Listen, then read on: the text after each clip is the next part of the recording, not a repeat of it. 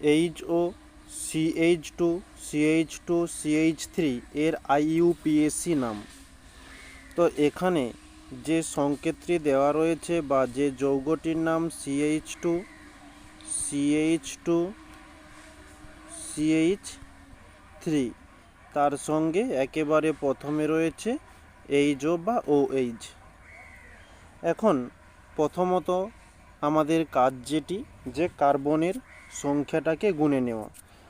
এতে কার্বন রয়েছে তিনটি কার্বন থাকলে আমরা সেখানে লিখব প্রোপ, PROP। নেক্সট, কার্বনের মানে এই শৃঙ্খলের মধ্যে কোন বন্ধন রয়েছে, যেহেতু এক বন্ধন রয়েছে তাহলে আমরা করব ANE। নেক্সট, দেখতে হবে যে এর মধ্যে কোনো কার্বক্সিলিক মূলক আছে কি না। কার্বক্সিলিক মূলক হিসাবে রয়েছে এই OH। যেহেতু কার্বক্সিলিক মূলক রয়েছে তাই এই যে শেষের ইটি রয়েছে একে বাদ দিয়ে দিতে হবে। তার সঙ্গে কার্বক্সিলিক মূলক OH থাকলে তার পরিবর্তে লিখব OL।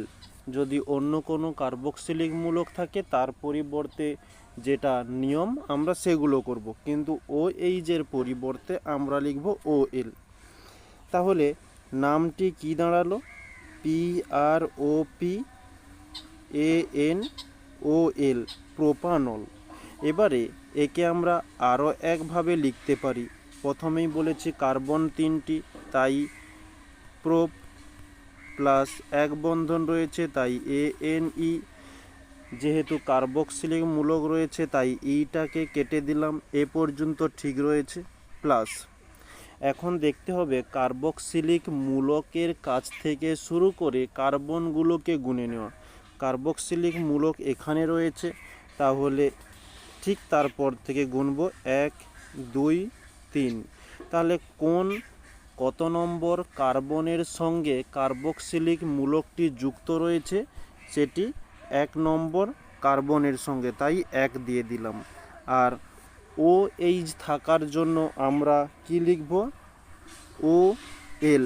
আচ্ছা, এটা কিন্তু 1, তাহলে আমাদের নামটি যেটা দাঁড়াচ্ছে PROP, prop, AN propanol, প্রোপান, 1 OL all. এই হচ্ছে আমাদের নাম। এই দুটোর মধ্যে তোমরা যে কোনো একটি করতে পারো, কোনো সমস্যা নেই।